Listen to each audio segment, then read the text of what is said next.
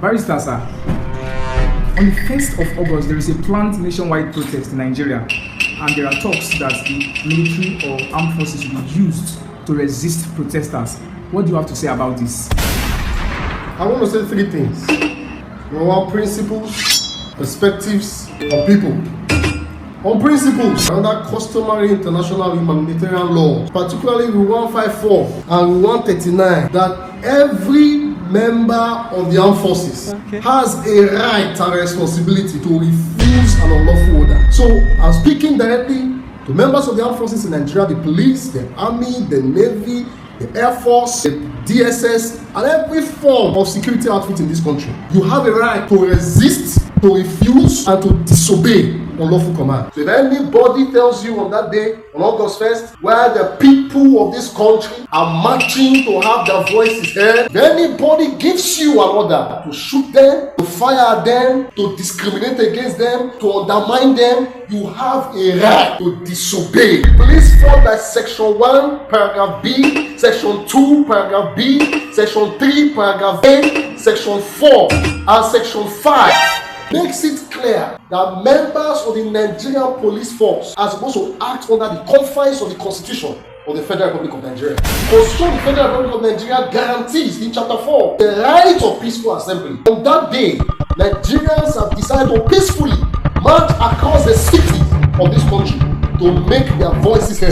As far as your conscience tells you it's the right thing to do, please go ahead and do it. Nobody should undermine you. No leader, no politician, not even your pastor. If your pastor tells you it is wrong to protest, turn your pastor's attention to Numbers chapter 26 and 27. God himself gave a decree that the inheritance will be according to those who were counted. Only men were counted, women were not counted.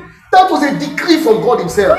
But the 5 daughters of Zelophehad, they protested. I don't want peace. Moses, their leader. They made a protest even against the declaration that God himself had made. And when Moses cried to God, God said, listen to them and grant their request. All through scriptures, I can point to you, even in the New Testament, Jesus led a one-man protest against the leaders, against the Pharisees, against the Sadducees, against the scribes, even those who turned his father's house to a den of thieves. Let no pastor, let no imam, let no rabbi deceive you that it is wrong for you to voice out against the injustice that is crippling this country. Because history tells us that any time the people rise up, the game changes.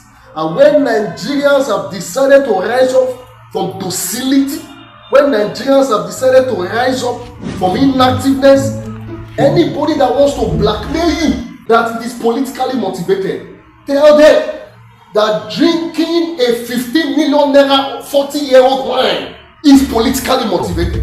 Tell them that in a situation where a man wears a 4 million naira Versace denim suit and still appears like a clown, it is politically motivated. Tell them that for people to no longer afford tomatoes, that they don't have to use watermelon to do stew, tell them it's politically motivated.